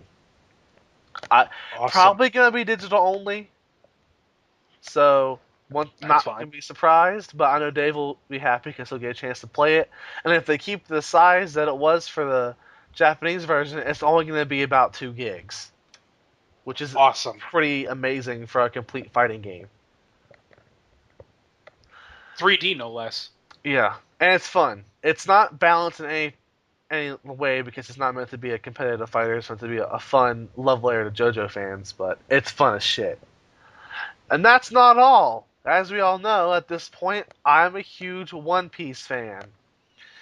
And after literally months of speculation, we knew Europe was getting this, but it has now been announced that before the end of the year, we will be getting One Piece Romance Dawn, which was the original PSP RPG. We'll be getting the 3DS port of that over here in North America. Now, I will say this. Cool. It's not the best RPG in the world. It's kind of linear. I don't like the dungeon layout. I do like the combat system. I will say that. I'm looking forward to this game because it actually covers just about every single plot point in the first half of One Piece. From the very first minor villain, Captain Morgan, episode like 4, all the way up to the war in Marineford. It covers a lot of stuff. So if you're Nice. people are And looking for a good reason to get into One Piece and you don't want to actually watch it, here you go. well, not only that, but it also seems like I know you were telling me this, but they really don't bring a lot of One Piece games here. They don't. So if this game does well, that might give them the idea to maybe put more in America. I would hope so. I think they're finally starting to realize that there are One Piece fans in America because we're starting to get more than we usually do. We've gotten both Pirate Warriors games, now we're getting Romance Dawn. So if Romance Dawn does well, hopefully we'll get the upcoming 3DS game for Japan where they're about to get a whole completely new original story called Unlimited World Red, which looks beautiful, by the way. And I'm hoping that if this does well, then maybe in 2014 we'll get that too. Hopefully. Is there anything else you need to mention before we go into GTA 5? I think that's all. There was this new Pokemon revealed, the evolutions of the fossil types. Tyrant's evolution looks fucking awesome. Which I'm glad, cause I remember we were saying that we wanted it to. Remember? We were like, oh my god, that thing could look badass when it evolves. It looks fucking beast! It's a fucking giant T-Rex. And it's a Dragon Rock type, which means you know this thing is going to be physical attack out the wazoo. Yep. And the evolution for the other thing looks like a bright blue Loch Ness monster kind of deal. It's like the opposite of this thing, so... Yeah, it looks... Meh. Yeah, it doesn't look very good. Tyrant. Fuck yeah. Yeah. One last little piece of news comes out of the rumors of the Gaikai thing for the PS4, which is how we will be able to play our PS3 libraries on the PS4. And it seems to be... This is something I find interesting. It's not... I believe when launched, they're saying it's not going to be the entire library because, that's a shitload of games you'd have to put on there. It seems as though Gaikai is a subscription-based cloud service, which would mean that you wouldn't have to rebuy all your games. You'd probably only have to pay your little annual fee or whatever to be able to get games you probably never even played before on the PS3. Now, if they're going with that, I think that's a bit more acceptable because you don't have to rebuy every single game that you own. Yeah, I was gonna say that could be good and bad. Yeah, because you still have to pay somewhat for the games you already have. But the fact that it opens up more games to you that you couldn't get before, or didn't get before, that kind of makes up for it. Yeah. And once again, if you really want to play your PS3 games that bad, don't get rid of your PS3. Like, seriously. I won't. Yeah, I know I'm not. I still have my PS2. Yeah, I wish I still had my PS2, but I don't, sadly. But I'm definitely not getting rid of my PS3 for the PS4. Because they're still entirely different things, and the PS3 is going to be supported for God knows how long anyway. So, and I think that's actually it for news. Finally, and without further ado, I think it's time for us to talk about Grand Theft Auto 5. From the get-go, I will say you got Grand Theft Auto 5 recently. I do. It came out Tuesday or Monday night, really. And honestly, I wasn't planning on getting it until tomorrow, Friday, because I was waiting until I got paid. And it turns out that we ended up catering the midnight release for Grand Theft Auto 5 at GameStop, which is like right down the little strip mall from the subway that I work at. And they asked us who wanted to go, and I was like, yeah, fuck yeah, I'll go. Like, I don't have anything against going to a midnight release, even though I wasn't planning on getting the game. And they were like, hey, thanks a lot for coming out here, because we know you guys close at 10, and, it's late, and all that, and they said they couldn't give us a discount because corporate wouldn't allow them because they're not franchised. I think some of them are, but this one in particular was just like straight from their corporate office. and like, they won't let us do anything like that, but we can let you. They get their pre-order copies and they get their store copies, Ah. and they offered us a chance to get one of their store copies. And I looked Nice. in my wallet and I was like, you know what? I have a credit card that I haven't used in quite some time. It's almost paid off. Why not? I'm gonna treat myself to GTA 5, and I will say this about GTA 5: the install time is a bit ridiculous. It takes about 30-45 minutes because it installs almost 9 gigs worth of data. I can only Jesus imagine. Christ. I can only imagine what the digital version of that is like. Good Lord. I couldn't get that on a good day with my Yeah, PS3. it would probably take you about a week to probably download GTA 5. Oh my God. But so I I guess. installed it and everything, got that out of the way. I mean, I get that it takes all that data because this is a gigantic game. It is I fucking get. huge. Before you get into the details, I just want to ask an overall question. Was it worth it? Absolutely, without a doubt. Okay. It's I think this is the now definitive Grand Theft Auto game. I know people really like San Andreas because San Andreas was fun. You could do some. There was some ridiculous over the top shit you could do in it, but this game shows you how far everything has come. Yeah, the last Grand Theft Auto game I played was Vice City, so. I'll say this: don't play 4. 4 is depressing. Um, the main character wasn't really likable in 4, and they immediately I'll say this: the 3 guys you play as, even though as of this point I want to unlock the first 2, you don't get the last guy until you're a good bit further in. But the 2 that I'm playing as, even though they're not like the best people on the planet, they're a lot more likable than Nico Bellic was in GTA 4. Well, that says a lot.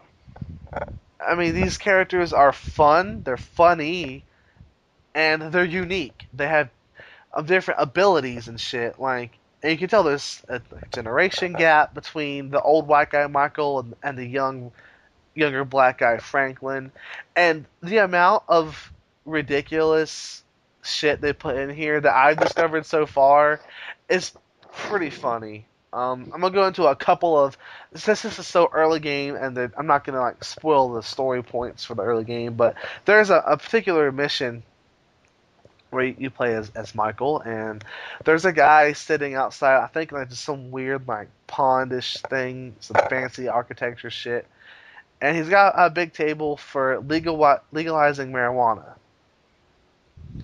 Hmm. And he's like, "Hey man, you want a blunt?" And it's this homemade concoction. It's really good. You can get high and people won't be able to know. And at first, no, I don't do that shit anymore. Yada yada. And the guy's like, come on, come on. I mean, you're already here. And you take one puff and you start hallucinating that aliens are coming after you to try to abduct you and take over the Earth. And they give you a Gatling gun. And you just have to survive this onslaught of aliens. And I'll say, this isn't easy. Because they'll start spawning on top of buildings and shooting at you with lasers.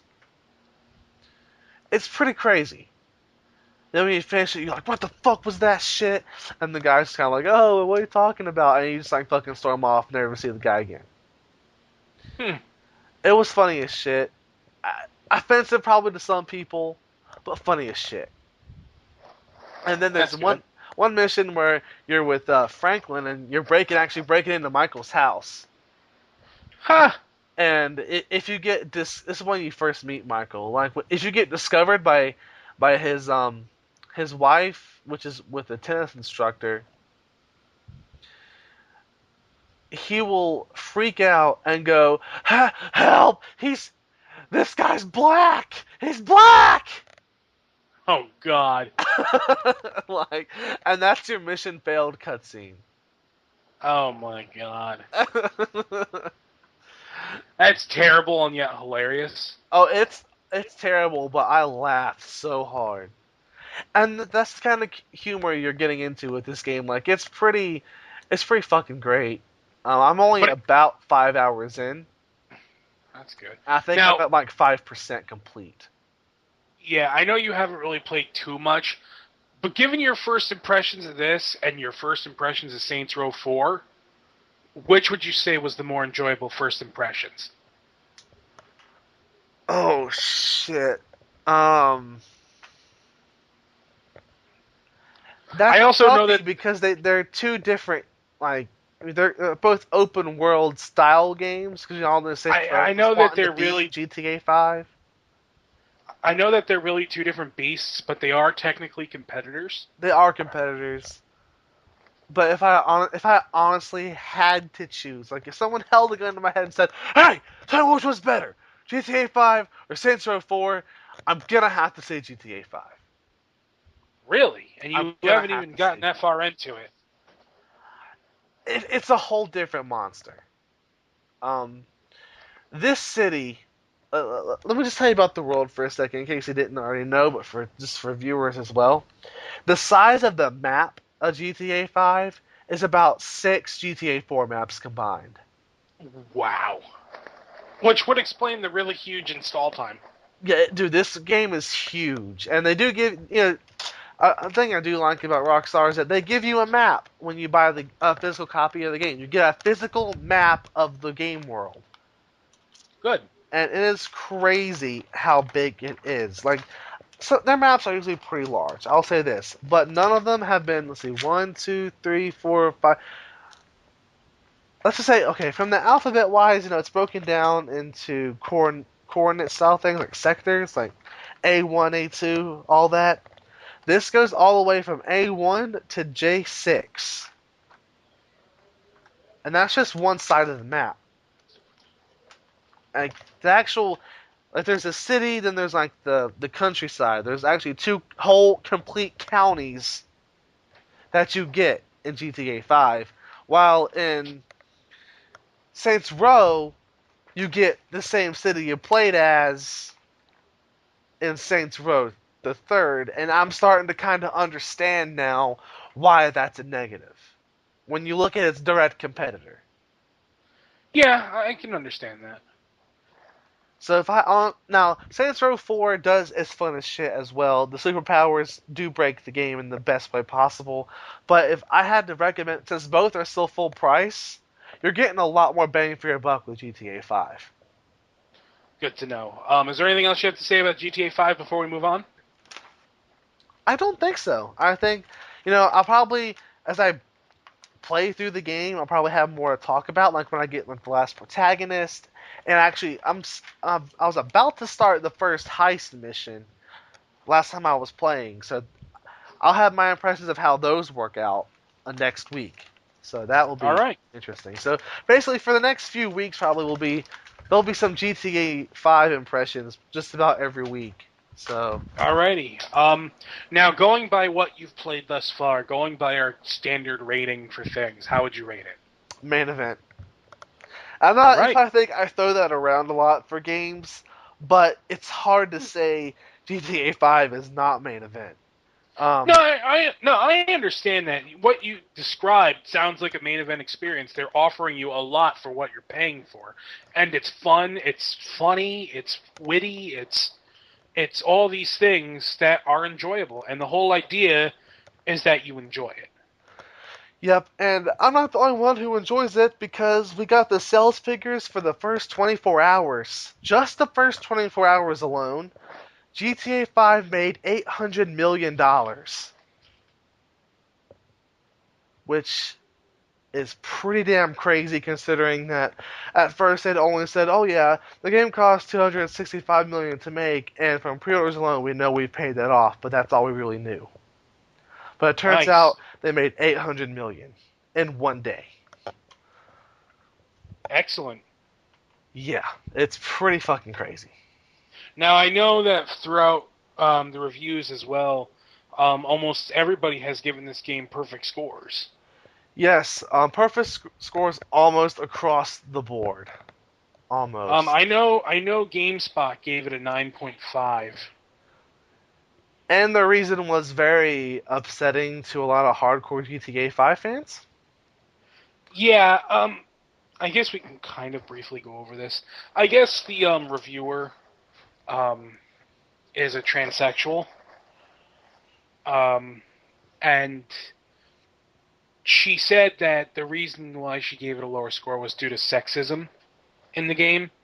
And a lot of Grand Theft Auto 5 fans have been leaving nasty comments, making fun of her being a transsexual, just absolutely disparaging remarks, and quite frankly, something that we should all be past by now.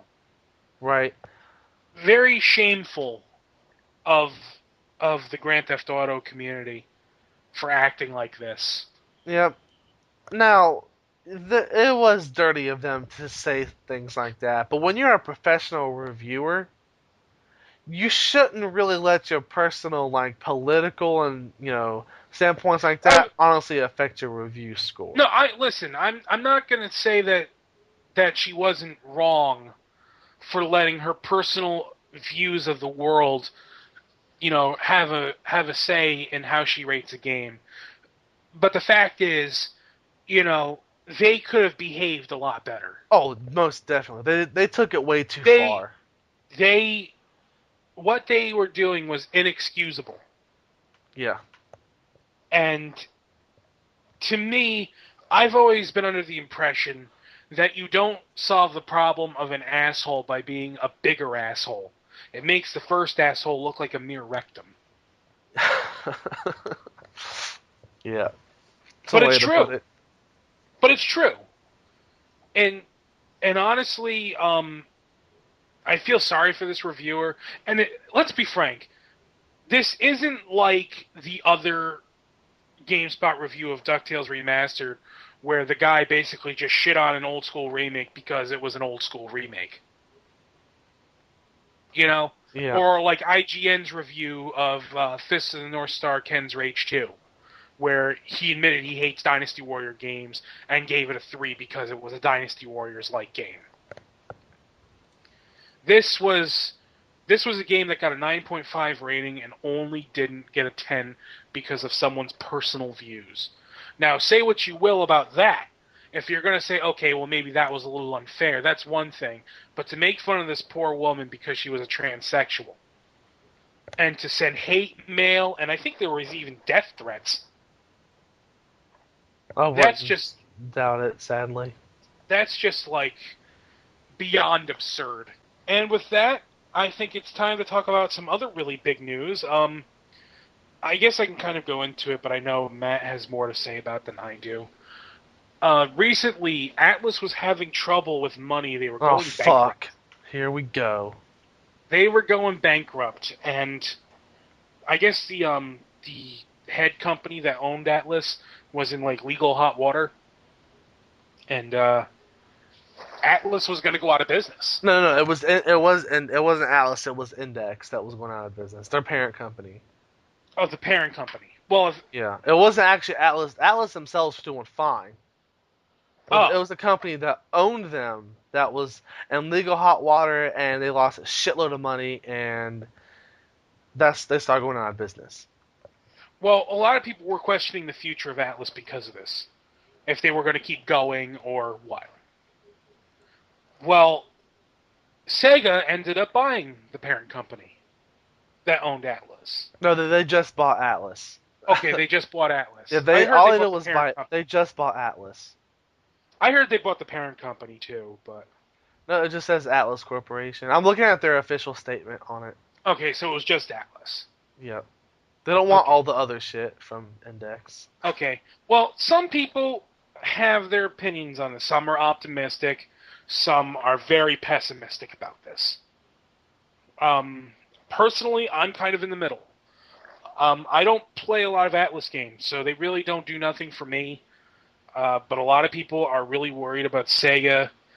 A lot of this has to do with the fact that they're worried that Sega's just going to try and butt in and take a lot of control over Atlus and kind of ruin their games.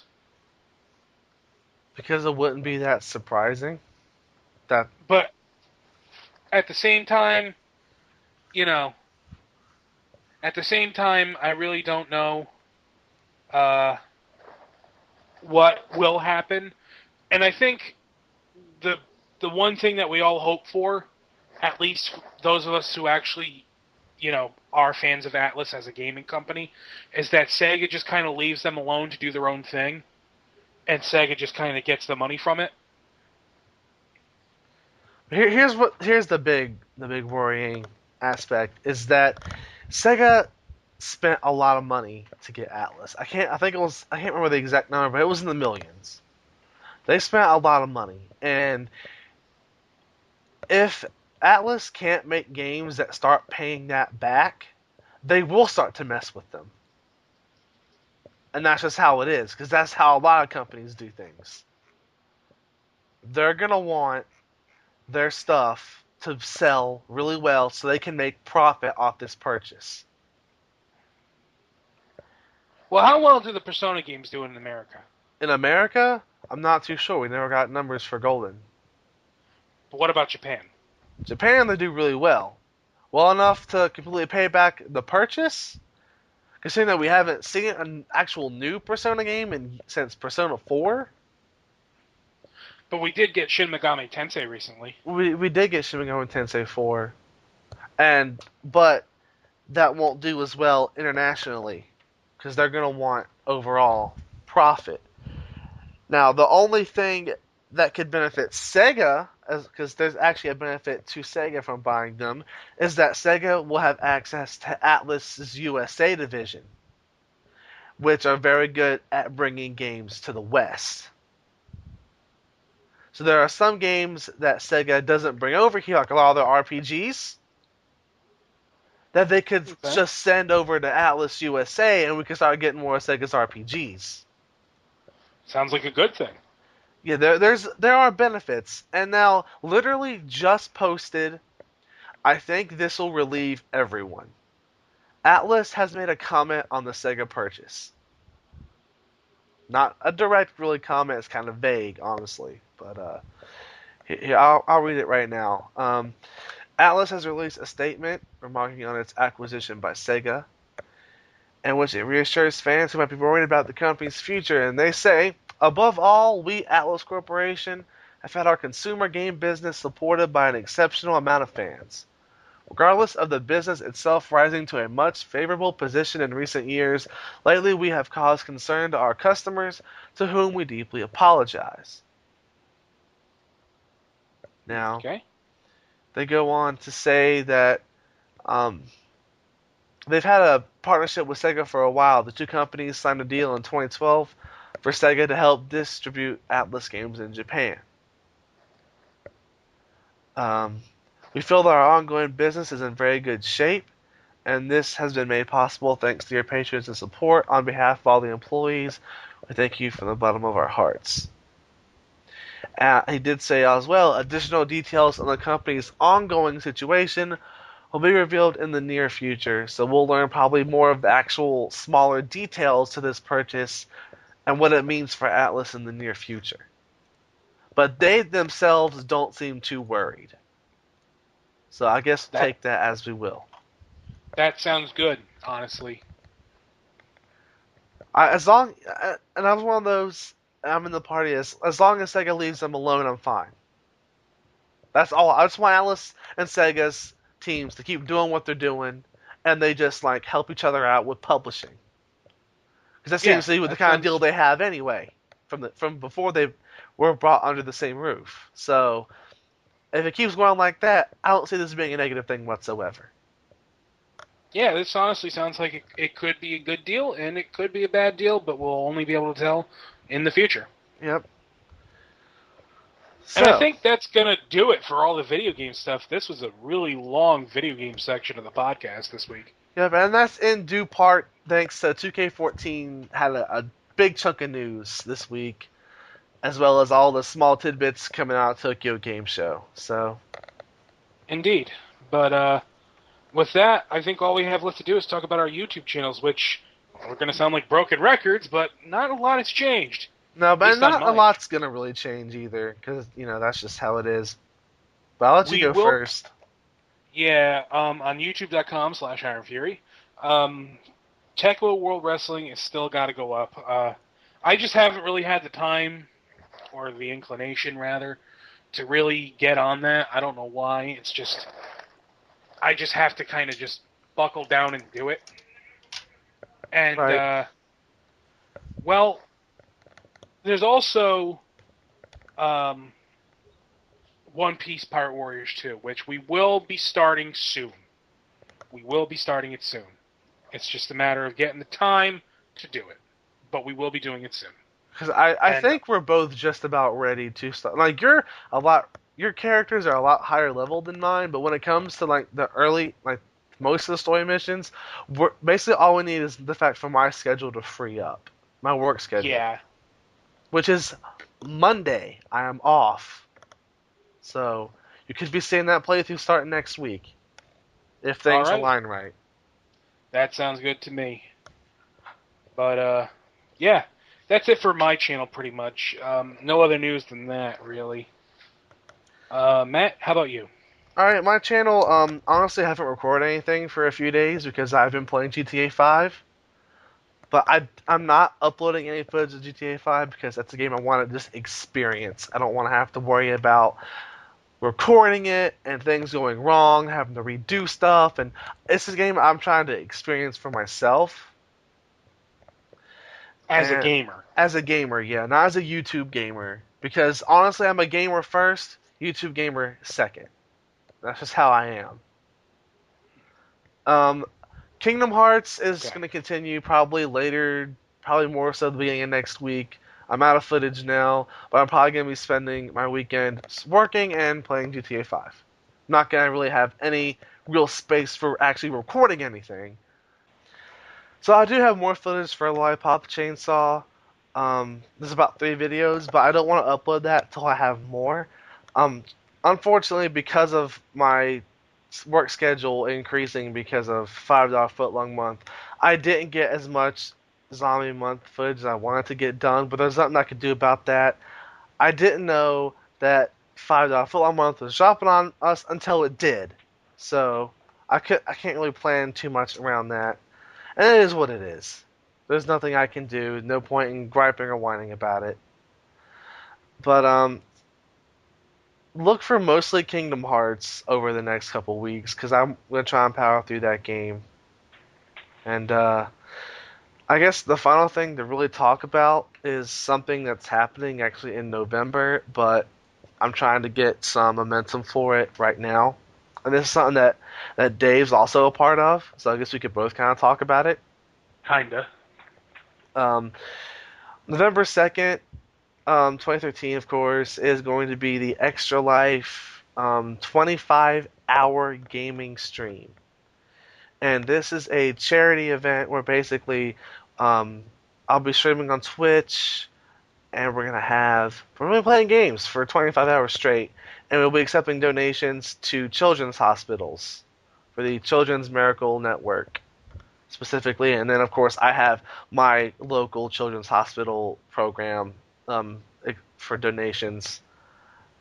And so it's gonna be me, my friends RMG Dark Strider, Dogongo, Hardcore Usopp. As I said, Dave's gonna try and be a part of it. He might not really get in on, like, we're planning on having like massive Skype calls and online gameplay. Like, we're gonna have the whole fucking like shebang. Like, it's gonna be a huge thing. I don't know what I'm playing yet. I can probably say that there probably will be some. If I do GTA 5, I'll be doing some GTA 5 during this because it's a pretty big thing, and I think why not have a little bit like maybe GTA 5 online because that'll be online by then. And then of course the guy who introduced me to this program in the first place was our friend Super Disco Drew. He'll be a part of it as well. He'll be probably streaming as well at the same time, but we'll like be in like the same Skype call every now and then and all that. So spread the word about that. If you want to get involved in it, let us know. You can do that on our Facebook page, which is facebook.com/SuperPlexBrothers. And just let let us know if you want to be a part of it. And I'm sure at some point within 25 hours, we'll You be could able. also let us know on our individual YouTube channels as well. Yeah, because I'm If you sure have soon I'll be having my own video about this where I talk about what I'm doing for it. So, Yeah, if you want to throw him a PM or me a PM, I also have a Facebook group called The Crazy World of IronFury. You can also send a message there that if you want to be a part of it to some extent. Both Matt and I are there, so you can let us know if you want to be a part of it. I'm going to try and make it to some capacity other than just chat room. right. But It all depends, but really. it depends. It depends on the situation at home for me.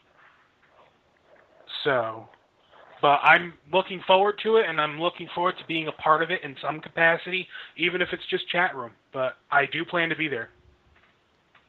Alright, and so once again, my YouTube channel is youtube.com/user/RMGMDPunk, and that's it for everything that I'm doing gaming related for the next week/couple months. Yeah, and quite frankly, I think that is going to be the end of this week's really long edition of the SuperPlex Brothers. It was a big Dave, week. It was a big week, and I guess there's no better way to end it than to sign off as usual. I'm Dave. And I'm Matt. And we're the SuperPlex Brothers, and until next time, take care.